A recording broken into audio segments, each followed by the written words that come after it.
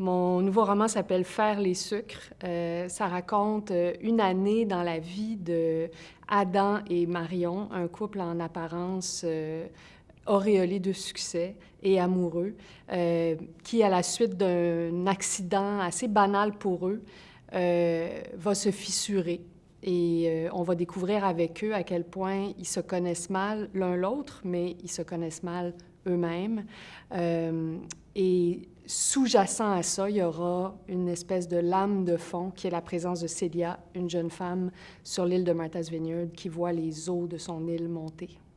Je pense qu'à l'origine du livre, il y avait une urgence pour moi d'aborder la vacuité souvent des fondations sur lesquelles on fait reposer souvent les choix dans nos vies, c'est-à-dire l'illusion peut-être de ce que c'est une vie heureuse ou une vie réussie. J'avais envie de creuser ça parce que ça fait partie de mes obsessions. Puis j'avais envie de le faire à travers des gens qui, de prime abord, ne se remettent pas en question. Puis je voulais les amener avec moi dans le doute, parce que moi, je vis dans le pays du doute. Puis j'ai eu envie de les corrompre, de les rendre malheureux un petit peu.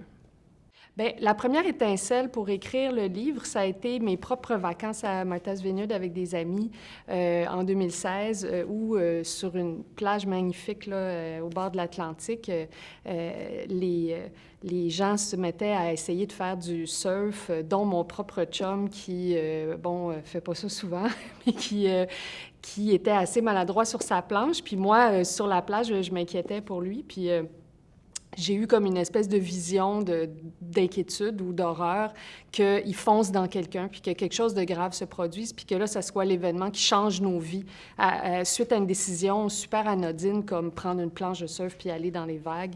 Évidemment, c'est pas arrivé, il s'est rien passé cette journée-là pour nous, mais le soir, les roues avaient déjà commencé à tourner dans ma tête, puis en me couchant, j'ai dit « Je pense que j'ai le point de départ du prochain livre ».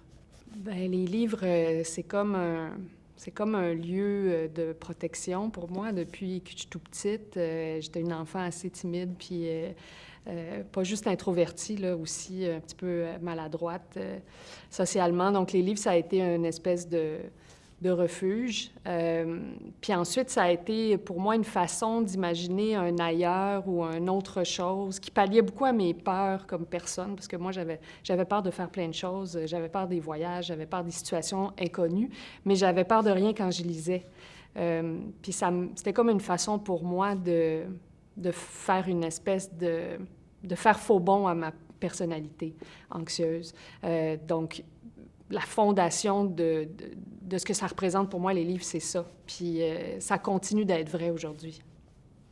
Le jour où il a failli mourir, Adam Dumont a croisé une vedette américaine au magasin général de Chilmark sur l'île de Martha's Vineyard, lieu choisi pour ses vacances cet été-là, avec Marion et un couple d'amis.